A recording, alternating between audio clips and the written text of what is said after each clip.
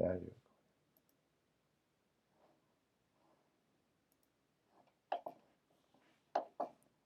Okay, so this is a discussion about Chapter 17. I'm starting with a student question that was posted on Facebook. The question says, it is believed that 4% of children have a gene that may be linked to juvenile diabetes. Researchers at a firm would like to test new monitoring equipment for diabetes, hoping to have 19 children with the gene for their study. Researchers test 735 newborns, that's my sample size, for the presence of the gene linked to diabetes. What is the probability they find enough subjects for their study? So in Chapter 17, what we are discussing is sampling distribution models. So the idea is we are looking at groups of information, and the idea that we can repeat these samples or these studies of groups over and over and over. So instead of us saying the probability randomly of having just one thing occur, notice here we're saying out of a sample size of 735, what's the likelihood of 19? So we're talking about an entire group. So let's go over here. Let's see, and first I'm going to write some notation about the information that we have. We have the probability of success at 4%. I'm going to represent that as a decimal, 0.04.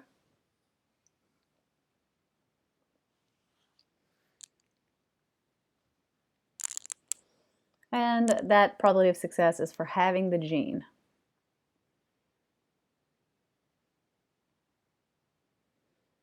Let's write some shorthand notation here. We are looking for the probability of 19 or more children with the gene.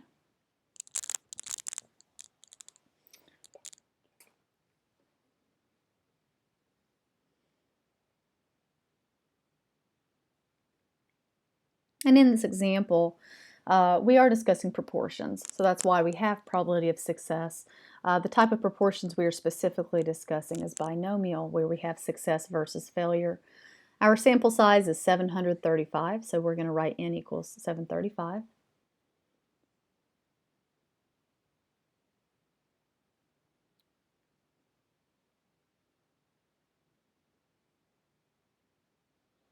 And now we need to start thinking about some different conditions.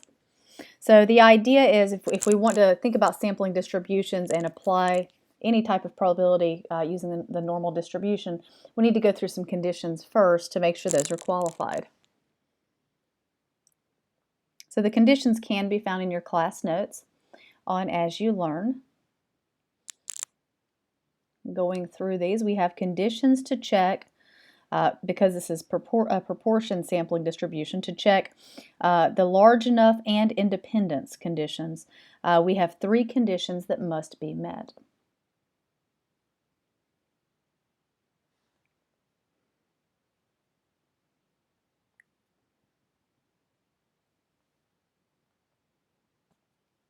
The first condition is randomization. So randomization is when data are drawn with a simple random sample, or when the sample is known to be unbiased and representative of the population. So in this example, they really don't tell us how they got the data. So what you're going to notice in some of these examples is we kind of assume the best when we don't have enough information. Perfect case, or we'd prefer a case where we actually did know what happened in the study. But looking over here, they don't tell us enough. We don't see any red flags that would suggest that they were selectively picking newborns that might give us a biased sample. So we will go ahead and say randomization seems reasonable based on what we know.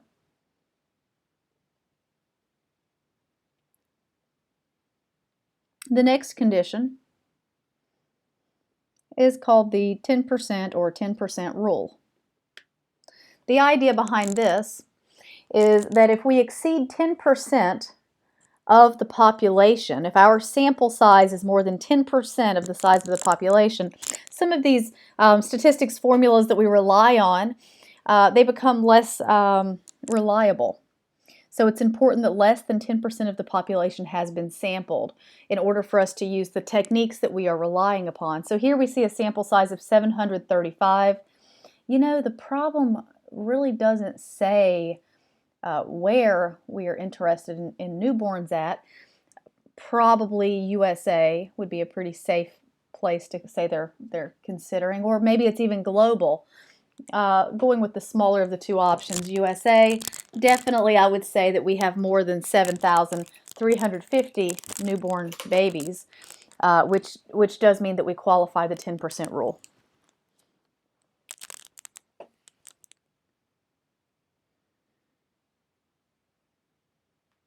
And the third rule that we have that we need to check, or third condition, excuse me, is success failure.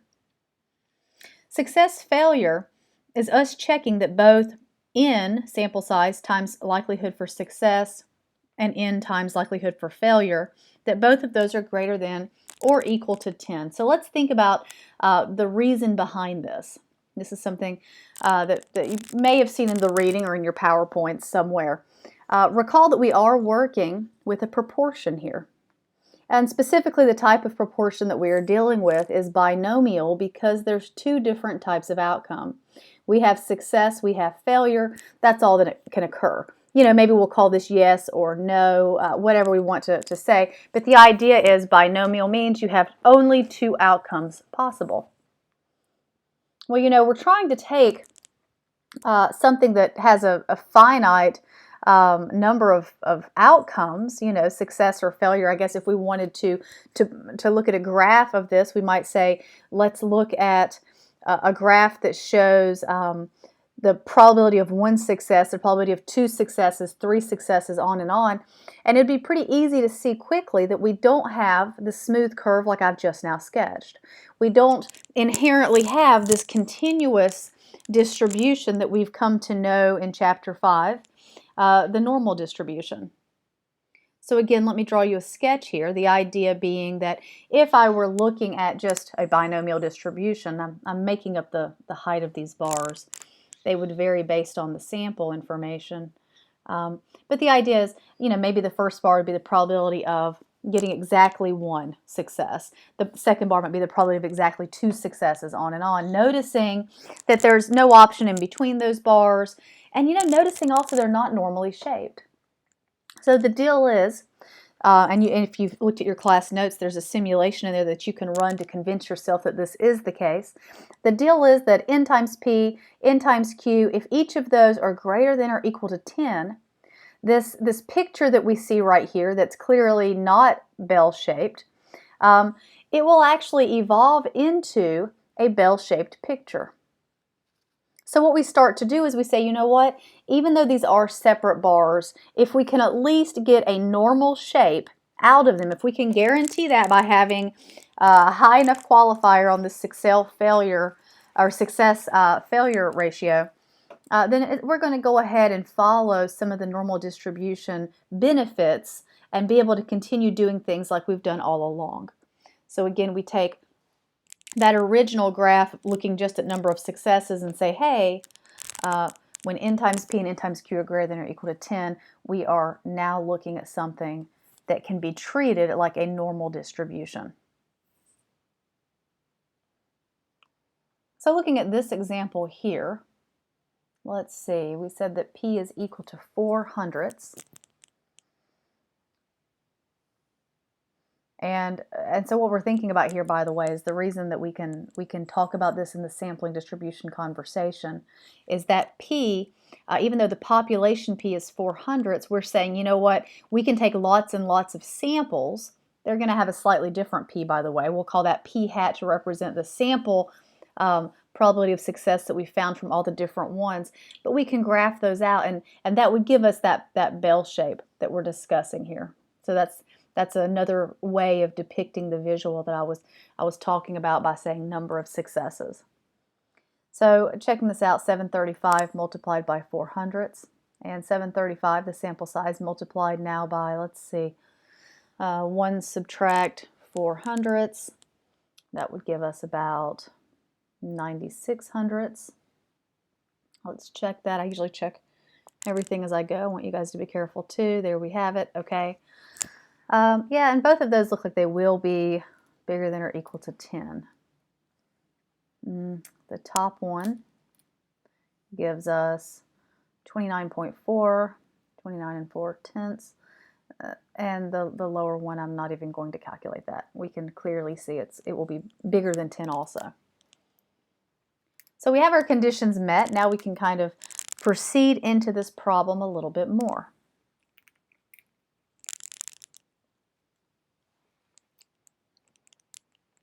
So the way that I generally try to attack these problems is I like to draw a picture. So let's do that together.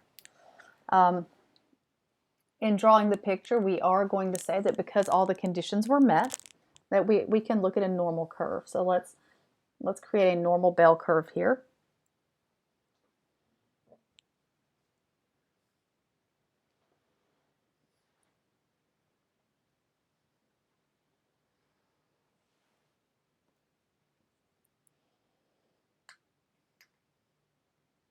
Labeling on this bell curve, we know that the p-hat distribution for sampling distributions can be approximated with a normal distribution where p is the mean and the square root of p times q over n is the standard deviation. So we will also label that.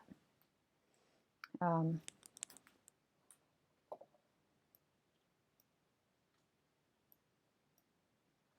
me see, I'm dubbing over this. There we go.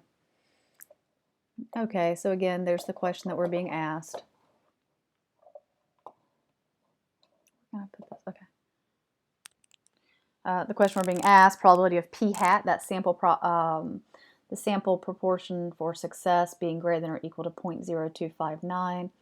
And then there's a reminder for you all of what we just said, that p-hat is approximated by the normal distribution, where the population, that assumed 4% is my mean, and then taking the 4% times the 96% divided by sample size of 735 and square rooting it, that is my standard deviation for that normal distribution.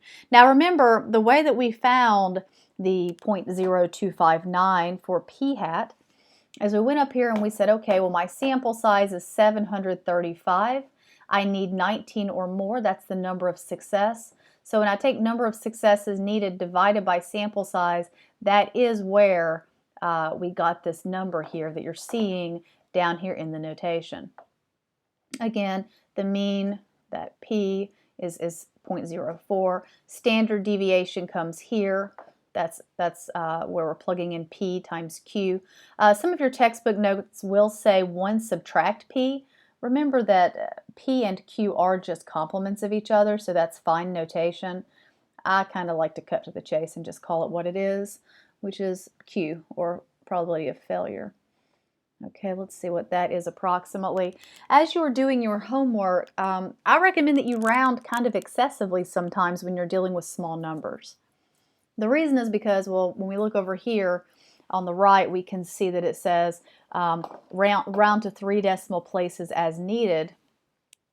Sometimes Pearson, this homework system that we're using, can be pretty picky with rounding. So I kind of suggest in the beginning of the problem to just be crazy with the decimals that you're keeping and round correctly at the end. That helps out so that if the problem's been designed to suit tables more, even though we know tables are kind of archaic for us here, we can still get good answers. So we have our mean, our standard deviation.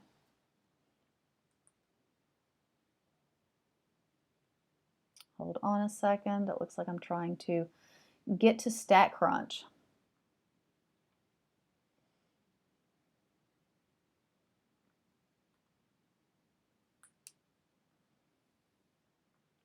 So opening up StatCrunch now.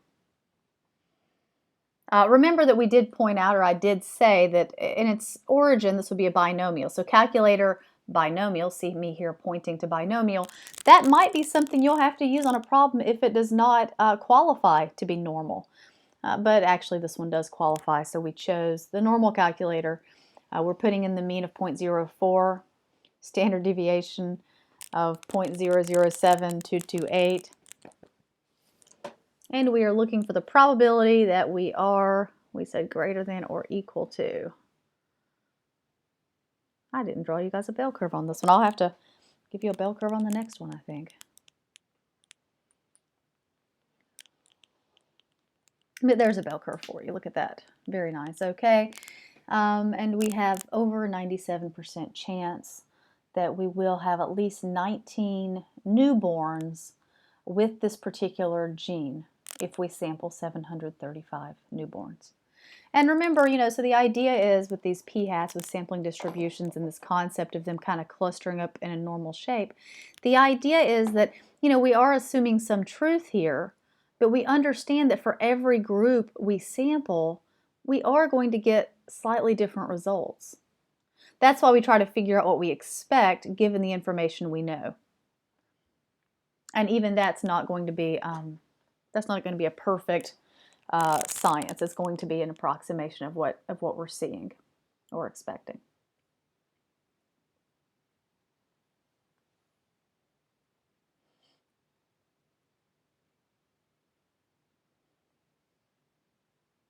So again, I know some people were asking on Facebook, that 19 over 735 seems to be a step that a few of you were kind of missing. So be really careful of that because we are talking about not just a single probability of one newborn necessarily. We're getting the probability by looking at the whole group of a sample. So the p-hat is determined taking into account sample size. It changes based on the size of the group. So it's number of successes divided by sample size.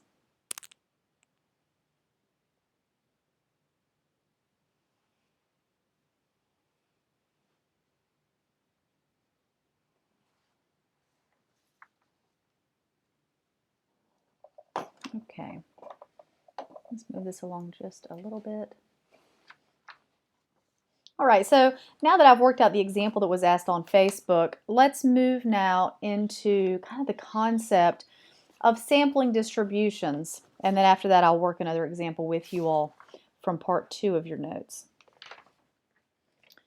So what is a sampling distribution and how is it different from what we've talked about in the past? So in your notes, you will notice that you have 2 different types of sampling distribution. We have the sampling distribution of p-hat, we have the sampling distribution of x bar. I wrote the population symbol on accident right there, but x bar is what we want because we are talking about samples, obviously. So p-hat stands for sample proportion. I'm fixing that spelling error right there.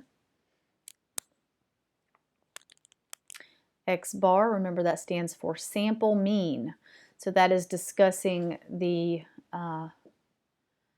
distribution, the balance on that picture for sample averages. So, let's recall, and what I want us to recall, that I think the easiest way to talk about a sampling distribution actually is to start off and talk about the normal distribution. The one that kind of corresponds closest, I think, to X bar. So this discussion I'm going to actually create based on what you learned in Chapter 5, talking about individual data, and then I'm going to relate it first to X bar, then we'll go back and talk about p-hat more.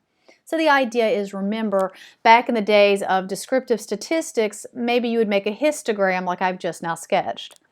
And the idea was a histogram would be created from literal data points, right? The number you had, each bar would represent the frequency, where the height of the bar showed you the number of times something occurred in that class or in that group. And we learned back during descriptive stats that this actual data may or may not have a bell shape. The one I've drawn here does have a bell shape. But we learned that we really did like it when we noticed that our data had this nice special relationship that was unimodal, that was symmetric, that we learned to call normal distribution. For example, one of the things we really liked was the empirical rule. This got us to a place where we could say, hey, you know what, if we can talk about the true center of this data, then we can add and subtract standard deviations and start adding some percentages. We can say plus or minus 1 standard deviation, 68% of that data should occur in the population. So if this sample represents the population, well then certainly plus or minus 1 standard deviation on this bell curve should also have about 68%. Now on this picture that we have on the left right here, this is individual data. You know, if we're looking at the heights of women, it's individual heights, and we've counted them up. So there's no weird grouping. This is not a sampling distribution here. This is the original stuff. So instead of having the original bar, let me put X's here, X, X, X, to represent the value for each individual female height. So I'm stacking them for every time we fall in a category to kind of represent that, that frequency to help you think about it. So every X represents here an individual person or subject's value. And again, we really liked this characteristic, particularly if we had used good sampling techniques, you know, using randomization and using one of the techniques that you've probably read about recently in Chapter 11. Because if we've sampled correctly, we want our sample to represent the truth, the population out there. And having that bell shape just gives us so many more opportunities to later on start making some inferences and start making some predictions with what's going on in the real world.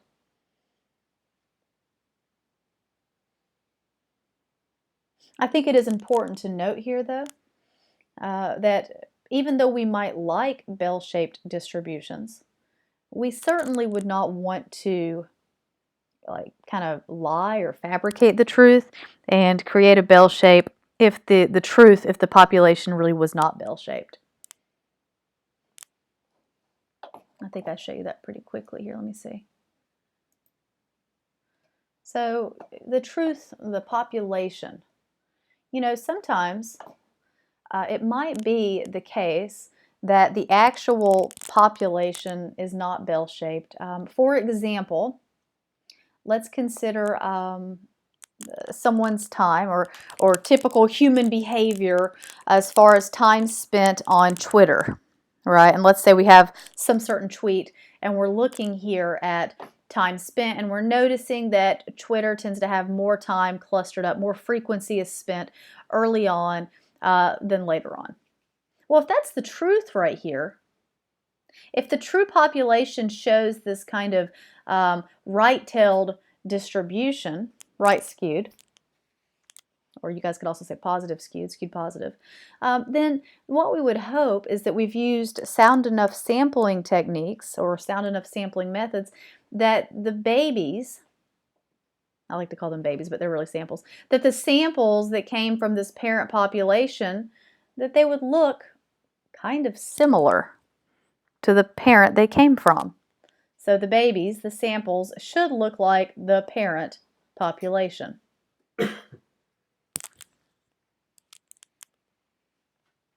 Now, of course, they will be a little bit different from one to the next, right?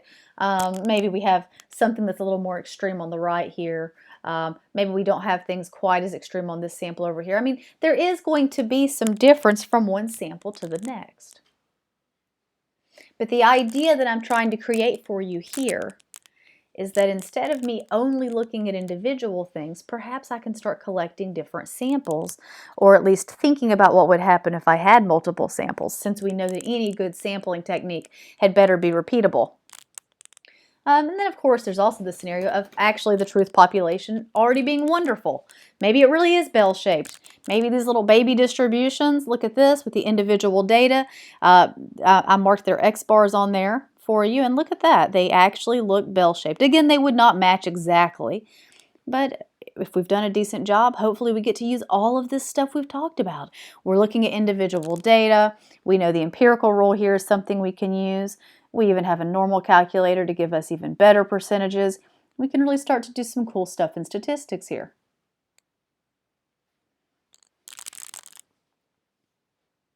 But you know, the idea is that we care about both scenarios that we see here, right? We care about the truth population where it's normally distributed, and we care about the truth population even when it's not normally distributed. So the idea is What can we do? You know, certainly we do not want to lie and suddenly start giving bell-shaped pictures. We want to keep that truth represented, and we would like a way to be able to deal with both of these and get some kind of bell-shaped behavior that we could use. So the idea is we could actually change the conversation. Let's change what we are looking at and what we are talking about. Because you know, the entire reason that we are looking at these samples, the entire reason that we are obsessing over this truth, is that we typically care about what is typical, what is expected. So let's focus on that, right? If I started looking at that typical value of X bar, of an average, and I numbered it 1 and 2. I took multiple samples, or at least I'm thinking about the idea of taking multiple samples. You know, I would start to notice that even though the shape of these two samples that might have been a little different from each other, not a lot, but a little, I would start to notice that if instead of graphing original data, if I started graphing the average from group 1, the average from group 2, the average from group 3, I would notice that those are even more consistent than the values we had before. And notice here on the two pictures I have mu on the truth population. And then over here, when central limit theorem has occurred, the sampling distributions being looked at, we still have the same mu, the same population truth for that typical average that we expect. We did change the standard deviation though. We said, you know what? That original average deviation or distance from the mean, that's going to be a little smaller. That measure of variation will get smaller. It's going to get smaller by dividing it by the square root of how many I have in my sample. Still noticing again that they will cluster up. The highest frequency will come from those averages, right? That's going to be, they will cluster up those X bars pretty close to the mu, even though we know from one sample to another it might move. So back to that population picture that was not normal. Notice I put an emoji there for, my daughter would know the name of that. I think it's like a oh no emoji.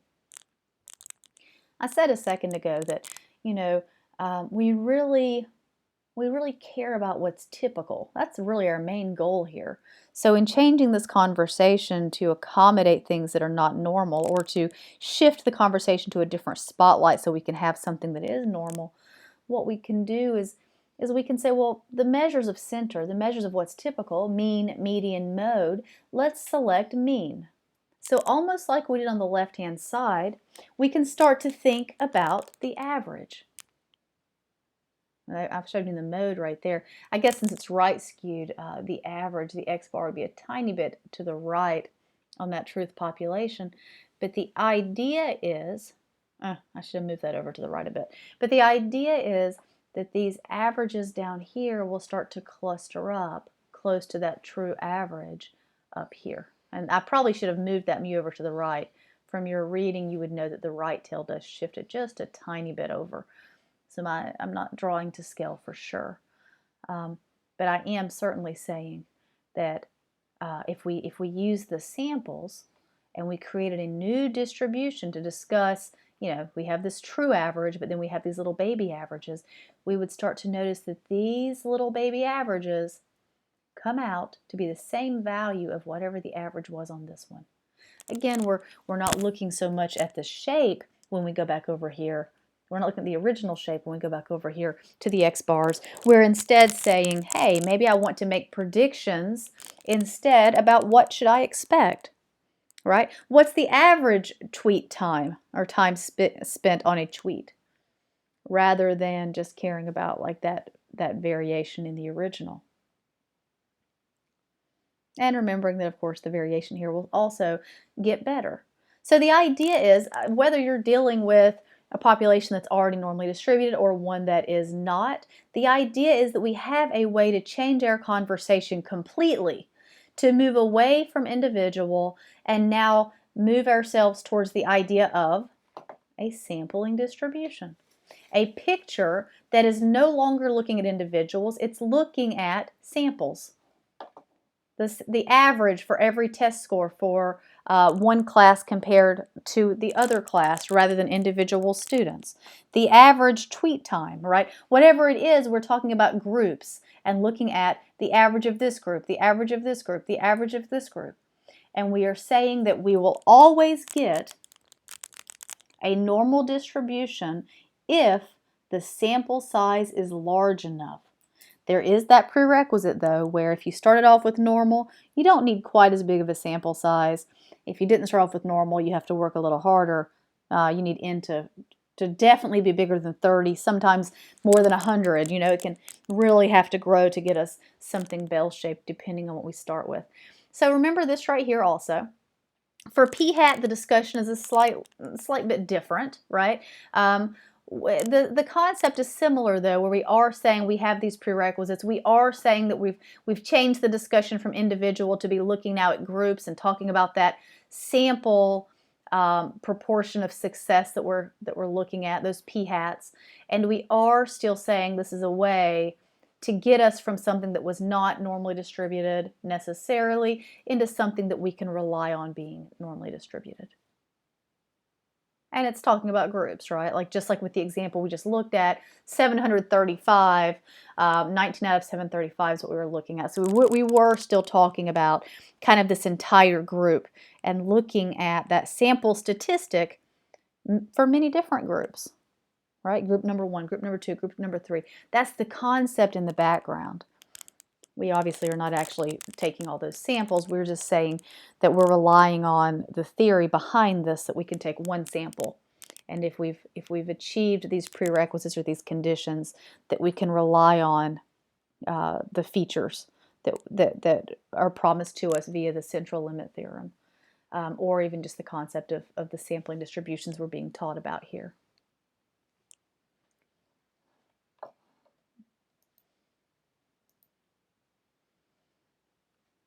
So let's look at an example, chapter 17, part 2.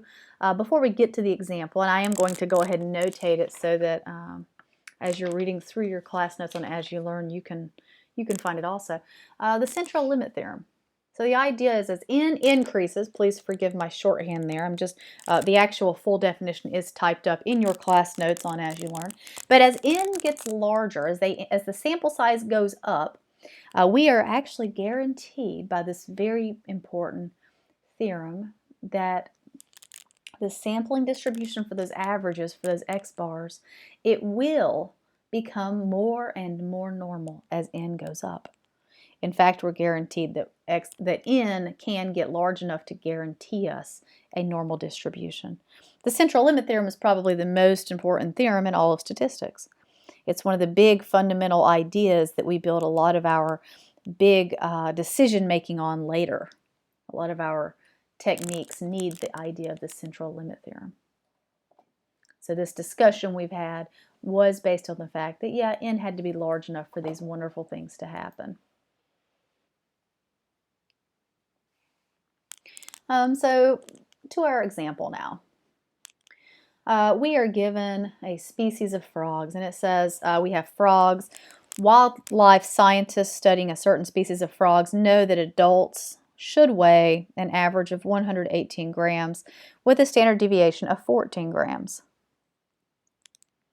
So let's see, I'm going to put here that from the example in our notes, we're being told that the known value, the population value, notice the Greek symbol there I wrote with a mu, is 118 grams. The known, or the population standard deviation, is 14 grams.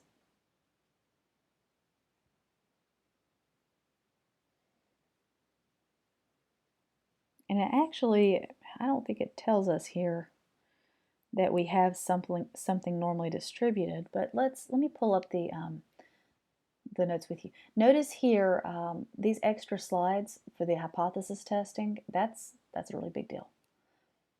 I would definitely take a look at those.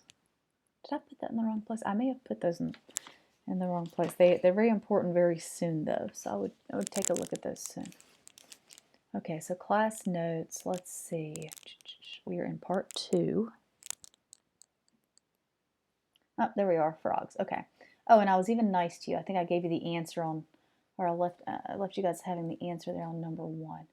So, it doesn't tell us that we have a normal distribution, but it does say a random sample of 50 adult frogs gives an average weight of only 110 grams. Is this unusually low? Well, let's see. In your notes, you'll notice that we have some things that say things like um, randomization condition, 10% rule, and large enough sample. Those are conditions that if you're reading right here, you see in your notes. The shape of a sampling distribution looks normal. When you're sampling from something normal already, 30 is usually fine. If it's very skewed, like that right skewed picture, you may need 500 or more. So right here, they're giving us a pretty solid sample size.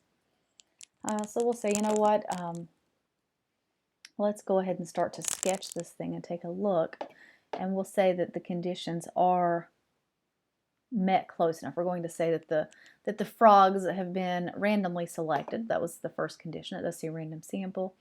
Less than 10% of the population. I'm going to say that 50 is hopefully less than 10% of all the frogs of this species. And the large enough sample, we will go with saying that hopefully 50 is a pretty solid one, because a lot of times 30 is fine unless something's pretty crazy out there. So let's see.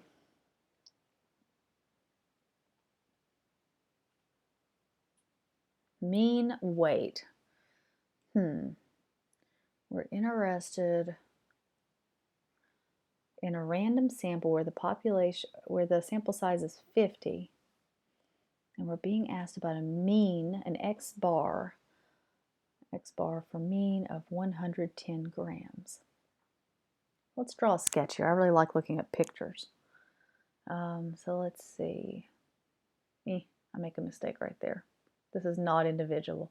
At first, it would actually be easy to think that it might be. So I guess maybe you should ask yourself, because we know for individual it would have been mu equals 118, and that standard deviation is 14. But then quickly we see there's an issue here because look, we're given X bar. Remember, if it had been individual, we would have had a regular X there. So this right here is my first red flag if I'm having any issue with how to interpret this. We are using X bar. We are saying, oh, wait a second, we want the likelihood of this or more extreme. What's the likelihood of getting something this lightweight or lighter for the average of 50 frogs? Again, my notation here, probability of X bar. I think this is about the time I erase individual, because if we haven't noticed it here, we're seeing again X bar. It should be pretty clear to us that we are talking about a sampling distribution. We are talking about sampling distribution, meaning mu stays the same, but our standard deviation should actually be divided by the square root of n. So again, I really do think the picture helps us to see that, and that's kind of what I'm emphasizing here. Because sometimes homework will try to trick you between, are you using individual with plain x's, and are you using or are you using X bar like we are here? So be very careful. The answers and interpretations will be quite different depending on what you're using. So again, look for words like mean or average when you're looking for probabilities. That really is the ticket here to knowing how to do these problems, to realizing that we need to modify that standard deviation because central limit theorem is kicking in. So X bar less than or equal to 110. Ooh, I guess we should go ahead and write this here. We can put 14 over the square root of 50. You'll notice soon they even start calling it, instead of standard deviation, not quite yet. We'll wait until some inferential stats, but the language will start to change to standard error, and that's okay. That will be later on when we start using sample standard deviation. So notice the language will sometimes change even though the procedure is somewhat similar. Here we have population data, or at least we're told it's population. So we'll still call it standard deviation. We just notate it differently because we put that little X bar right there, you know, to let everyone know, and sometimes we'll put it right there on the mu also, to let everyone know, hey, we are recognizing it's a sampling distribution. Let's go to StatCrunch now and see how it can help us. Calculator, going back to our favorite one, which is the normal distribution. Again, we've chosen less than because we're saying the likelihood of something as extreme, or equal to or more extreme than that 110 weight. So that means 118 for the 50 frog, or for frogs, sorry, for all frogs in the population, or so we're told. And standard deviation, I'm getting a 1.9798. I'm going several decimals there and rounding. 99, I added that on there. Less than, and let's put in that 110. So what is the likelihood that the average for 50 frogs would be all the way down below or equal to 110 grams? We are seeing approximately 0 here. And I want you to think about why that would be extreme. We are not saying here what's the likelihood of one frog being 110 grams. We are saying an entire group of 50 frogs is that far removed from the truth. Pretty unlikely. Notice I did, though, still use the squiggles for approximately 0, because with probability, we very rarely would say something is absolutely equal to 0. Equal to 0 means it's impossible. So we have to kind of acknowledge, okay, maybe it could happen, just not every day. There was another way to do this problem. So first instinct here when helping you was to go ahead and just get the probability and notice it was less than 5%. That's usually one way to say if something's unusual. But remember the z-score idea that you all have recently learned about. Well, back in chapter 5 you learned about. Remembering the z-score for individual data, where you take your individual data piece x and you subtract the population mu dividing by standard deviation. That would have normalized things for us, so we could think about it in a normalized manner. We also can z-score here. X bar, subtract that mu for the sampling distribution, divided by, and then of course, instead of the old standard deviation, we need to use the new one, which is standard deviation divided by square root of n. So using this z-score, we can actually normalize what we've found and talk about it on a standardized scale. Let's see what we get here. 110 for the average, 118 for the known population average, 14 was the population standard deviation over the square root of, we had 50 frogs. If you use your calculator, be very careful using parentheses correctly. You don't want to make mistakes just because of how you've entered the data. So I usually use parentheses for the numerator and denominator separately.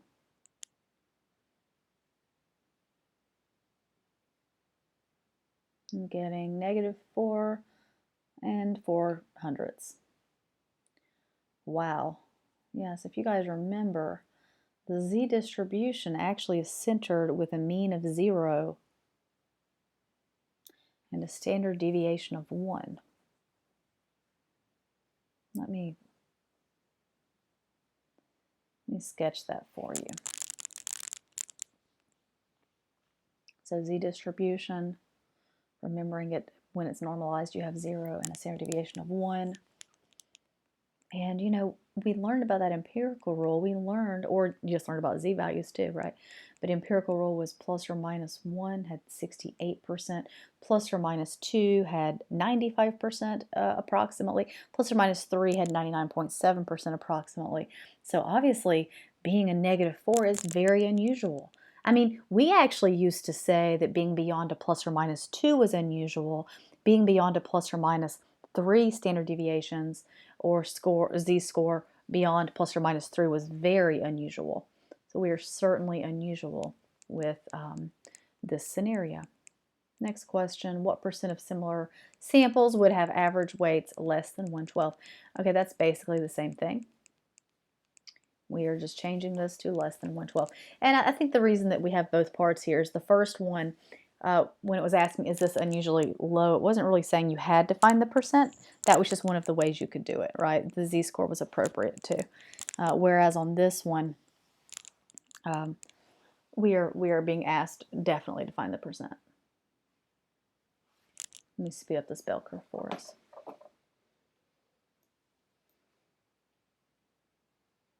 Okay, bell curve, wahoo. There's the 112.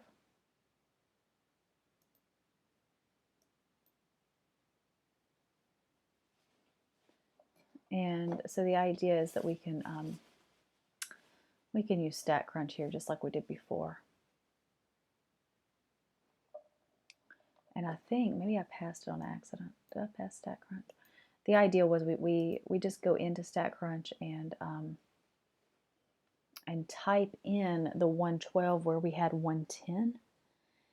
And we actually end up seeing that we are still getting approximately 0.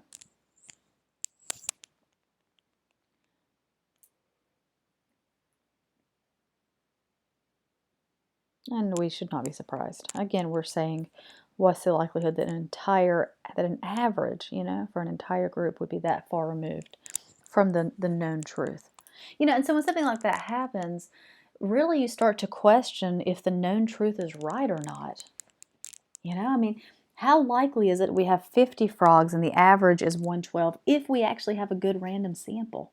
Because we're not saying we found a dying chunk of little frogs here and they're all too lightweight. We're saying we did a solid random sample that represents the truth. And for us, we were seeing something that far away from what we were saying was known. We'll get back to that discussion later, or you'll see it in your reading later when we get to confidence intervals and hypothesis tests. But let's move on. Let's look now for getting an average weight between 115 and 120.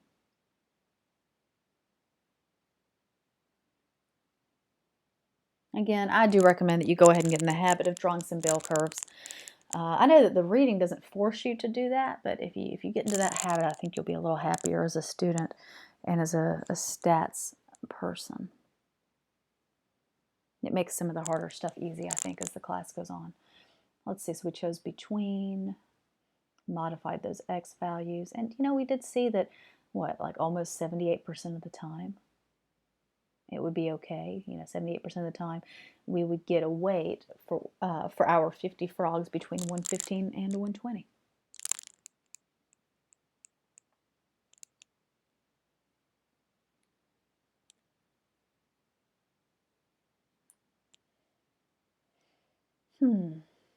Okay, I'm not doing the more than 125 grams. Let's talk about the 5th percentile, though, for a second. Let me remind you guys about how to do that. Percentiles, remember, are cumulative. So when this question asks you about the 5th percentile,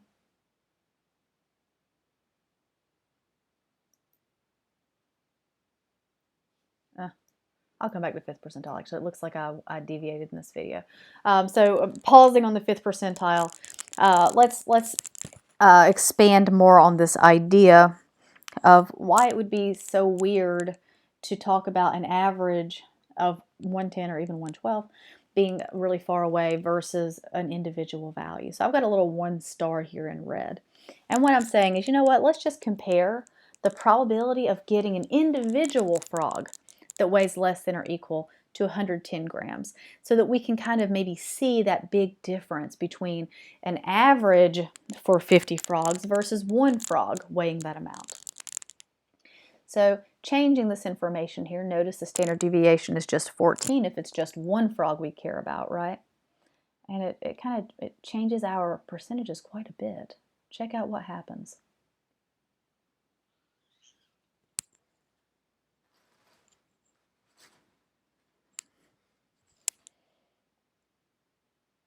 Almost a third of the time. Look at that. Well, I mean 28%, but still, I mean, that is a huge difference for just 1 frog. You know, so we're saying, yeah, it's definitely more than 5%. So not unusual that you would have one frog that would be 110 grams or less versus the entire group of 50 having an average of 110 or less. Because remember, an average means there were some lower than that even and some higher.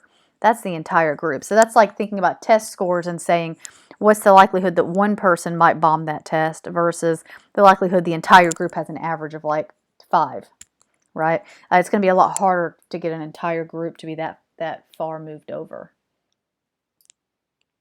But having just one bad day for one person, that's easier to see could happen, just like for the one frog. Okay, let's see if I go back now to that percentile. There we are, 5th percentile. This is the last part of this question. So remember that percentiles are just cumulative area. 5th percentile means 5% to the left. Cumulative means to the left. So let's sketch this. We are saying, hey, I need 5% under my bell curve to the left. And you know, it's kind of like we're working this a bit backwards. We do need to notice that it says the word average over here in the problem. Because it says average frog weight, that helps us to know that it's an X bar we're looking for, not an individual. So we are still using central limit theorem, but we're solving for X bar this time. Still using all the same stuff we got for this sampling distribution with the central limit theorem applied. So let's go over to StatCrunch now. I do want to comment here that hopefully you all are using the proper technology on your problems. You know, this problem would be much more difficult if you tried to use a table or even a graphing calculator. I would say please use StatCrunch because you do have access to it. So what is that standard deviation? I don't think I put it there. Let's check again. 14 divided by square root of 50.